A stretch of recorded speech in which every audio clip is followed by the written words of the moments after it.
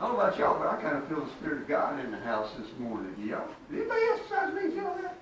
Can I see a hand? It's a blessing to be here. I got a great friend of mine who's has had the opportunity to preach some revivals in black churches across in the country, and there's something that he loves about black churches. He loves it when a black preacher gets up and says, "Can I get a witness?" He loves that. Well, can I get a witness? There's the Spirit of God in the house this morning. Can I get a witness? Amen. Yes, amen. Okay. I'm going to be reading to you from Acts chapter number 3. We're going to take a look at a little story this morning that occurred in the New Testament church. And it's my hope and desire that God is going to be able to minister to each and every one of us this morning, because God has something He wants us to know from this scripture today. It'll be on the screen for you there. Take a look at it. It's Acts chapter number 3, verses 6 through 8.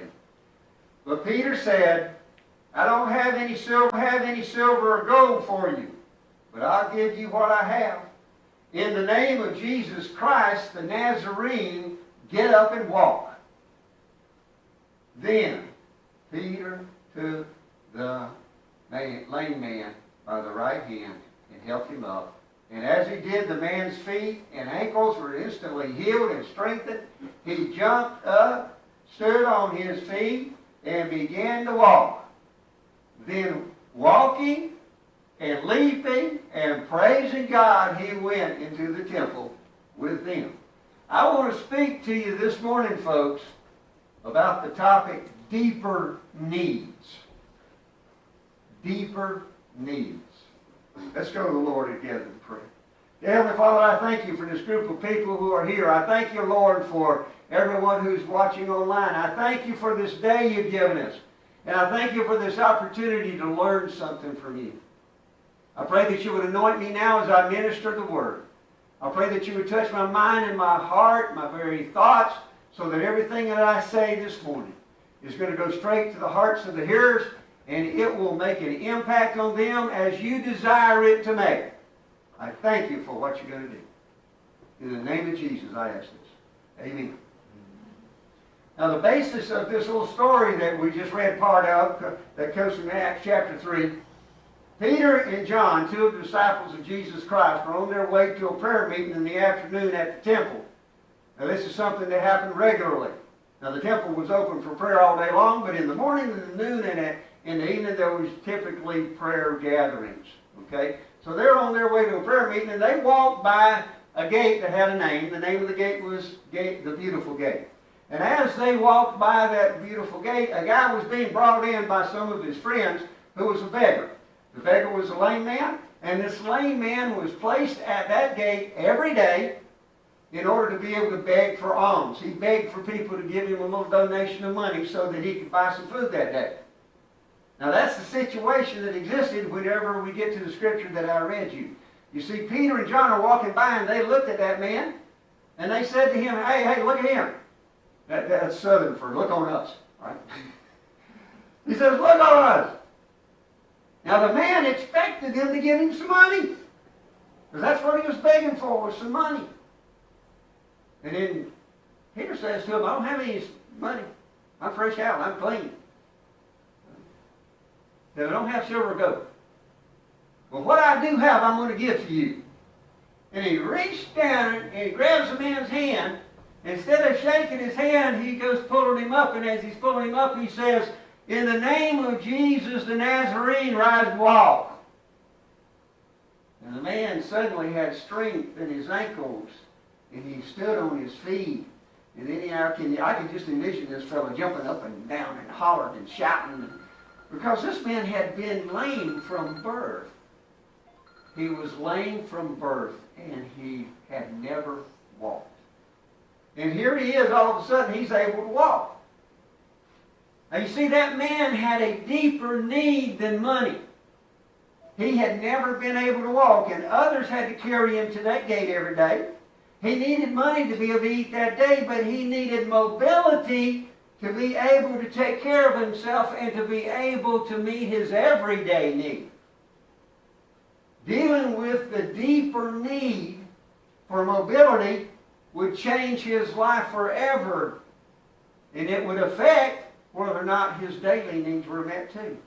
Now God supplied that deeper need through someone who was attuned to the Holy Spirit of God. Peter and John were on their way to a prayer meeting, folks. Now these men had not just hung around with Jesus for a few years. What had happened is they were continuing Jesus' work.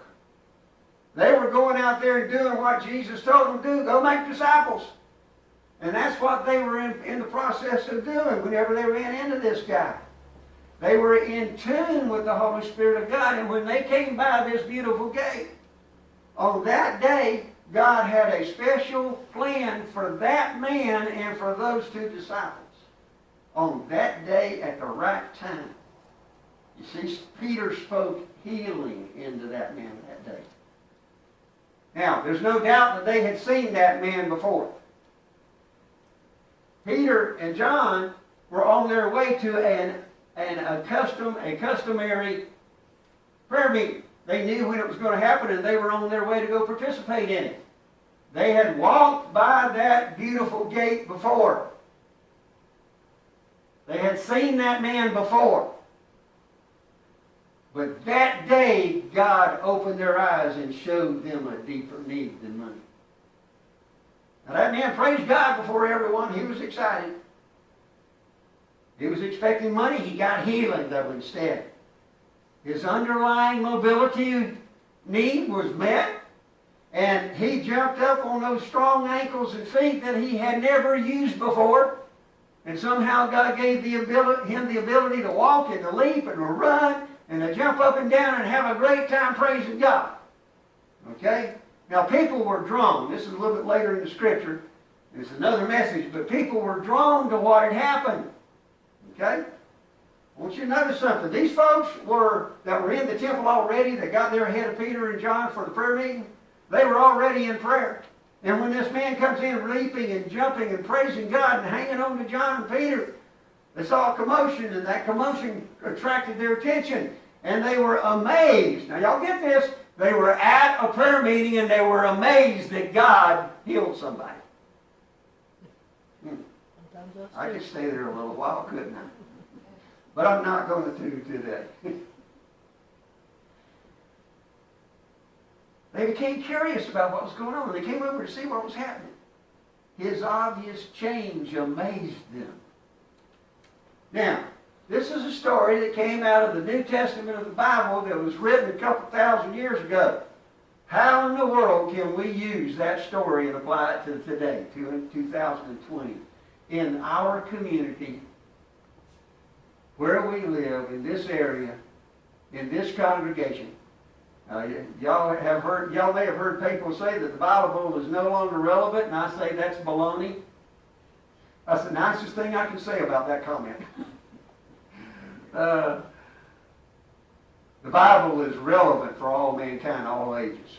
It doesn't matter what year you're living in. The Bible is relevant to what you're living. Yeah. Let me take just a couple minutes to answer a question. How can we apply it to today? Okay? Got to have something that's going to show up on the screen here, and I want y'all to take a look at it. There are obvious needs that we can see in people's lives. But below those obvious needs are some deeper needs.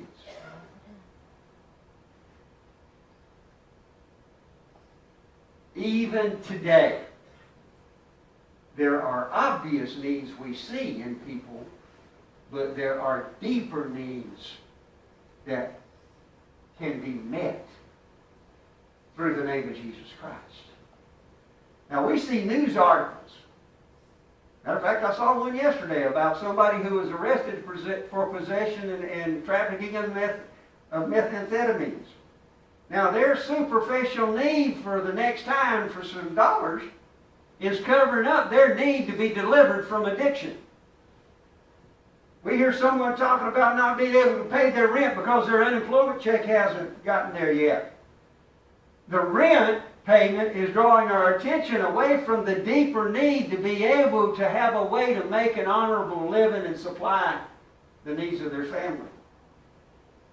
We watch social media clips of peaceful protesters exercising their First Amendment rights, carrying signs with a man's name on it. Those protests are covering up the deeper need that those people have to be able to come into contact with folks who have good hearts instead of evil hearts. All the turmoil, the fear, the riots, the political controversy, the worries about COVID-19, the uncertainty about financial matters. All of these are things that we see that are superficial needs in our society today. Our society has a deeper need than those things. Our society is being held hostage by people who are speaking and acting from what appears to be evil hearts instead of hearts full of good. People today don't need another stimulus check from the government. What they need is to see the love and mercy of God coming out of the hearts and the actions of people with good hearts. That's what they need. They don't need no more money. They need love and compassion. Here's some big questions for us today. Are we attuned to the Holy Spirit like Peter and John were, enough to be able to see past the superficial needs and to see those deeper needs? And when we can see and understand that those people have deeper needs, are we willing to follow the guidance of the Holy Spirit to help those people have those deeper needs met? Are we willing to stretch our faith and invoke the authority of the name of Jesus Christ in somebody's life so that life can be changed by the love and compassion it needs? Last week I spoke to y'all about how God knows what's in our hearts. We began to learn that little song we just sang a minute ago, Changing My Heart, Oh God.